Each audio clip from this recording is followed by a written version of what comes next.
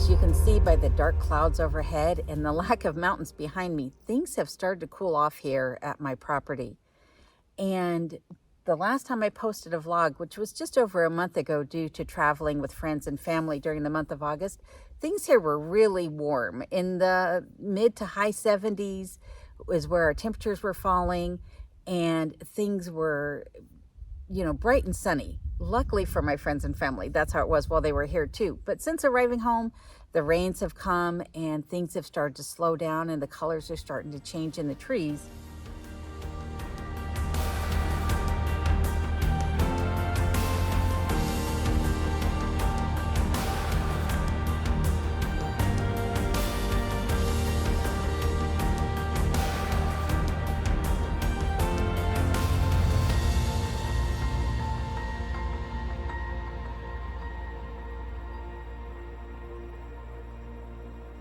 And as you can see by the fireweed here beside me, which has bloomed all the way to the top, it means that winter is right at my doorstep. I should have snow here in just a couple of weeks. In fact, I imagine that just underneath those clouds over there, the mountains are getting their first dusting of snow on them today.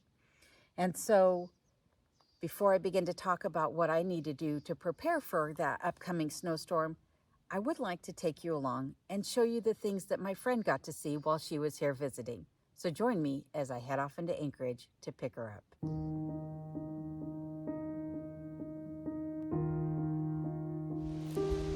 After picking my friend up at the airport, our first destination was Denali National Park. When you get to the park, you can only drive in 15 miles. After that, you're going to have to either hike in or take a bus tour through the remainder of the park.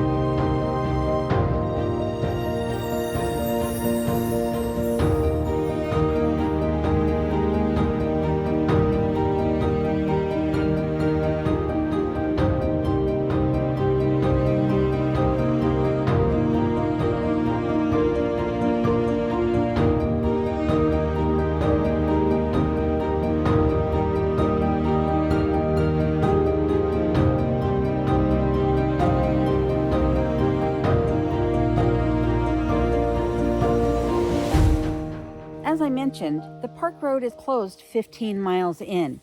So I highly recommend that if you go to Denali National Park, that you schedule one of the guided bus tours through the remainder of the park. The willow ptarmigan, they turn white in the winter, and they've got feathers on their feet because they live on top of the snow.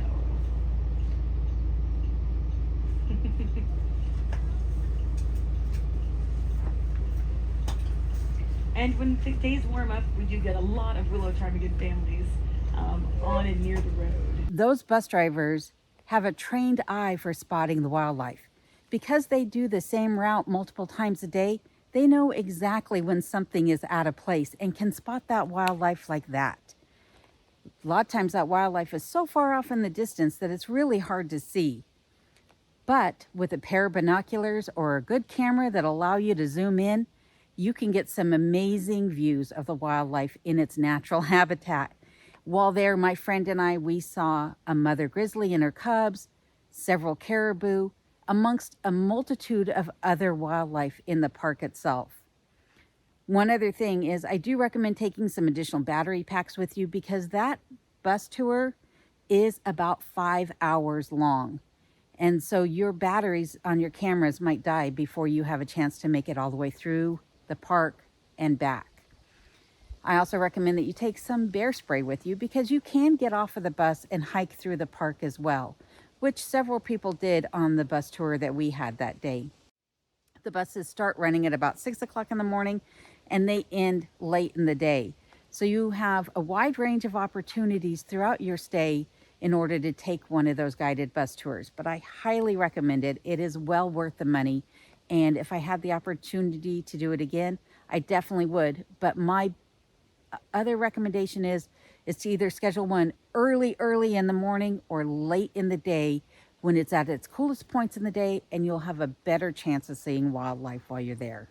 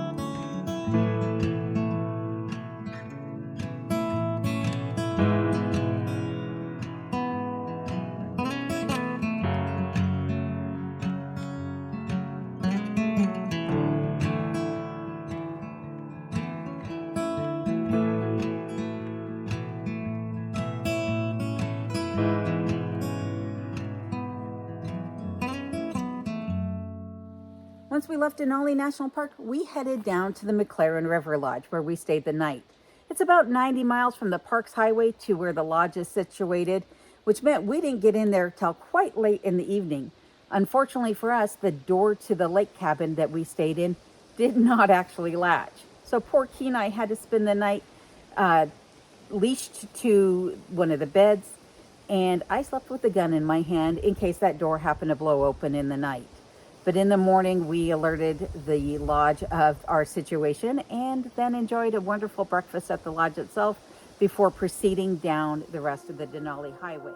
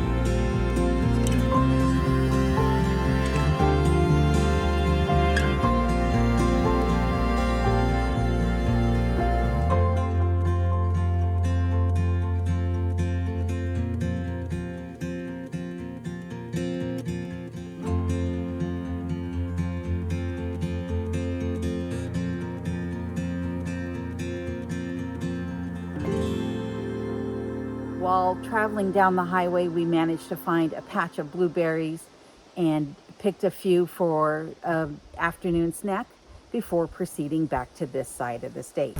Good. Bye, sweet world.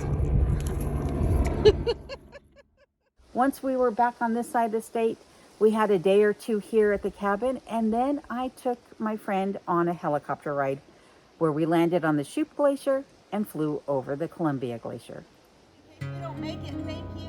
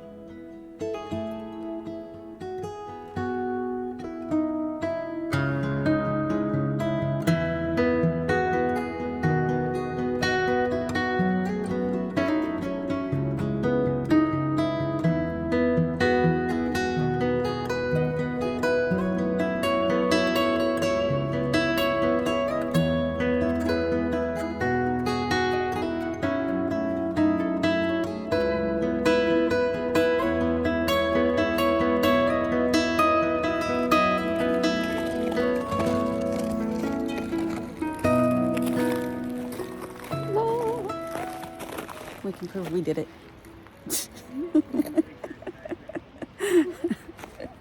Oh my goodness. It's pretty cool. It is pretty cool.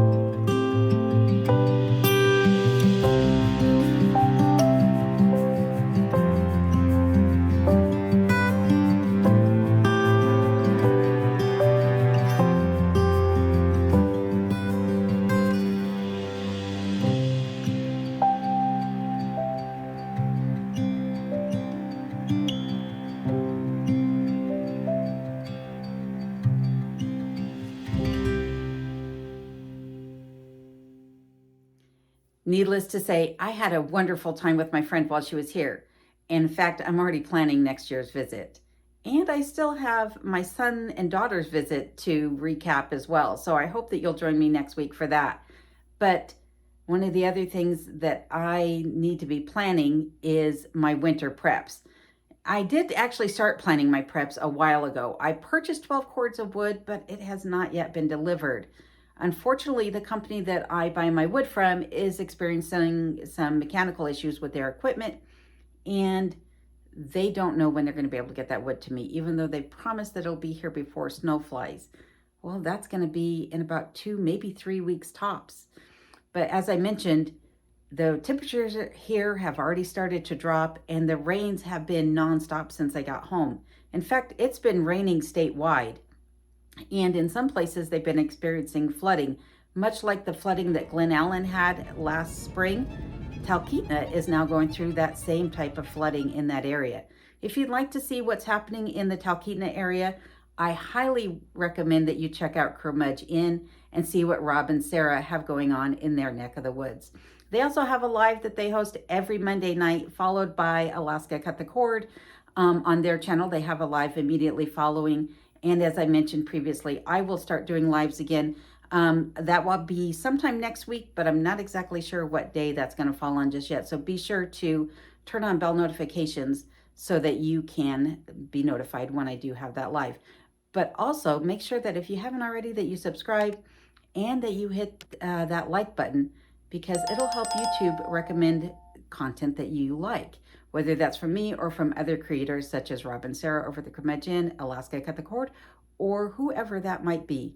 But nonetheless, I want to say thank you for following along on today's adventure, and I welcome you to come back and see what I have going on here next week. Until then, please stay safe and take care, and thanks again.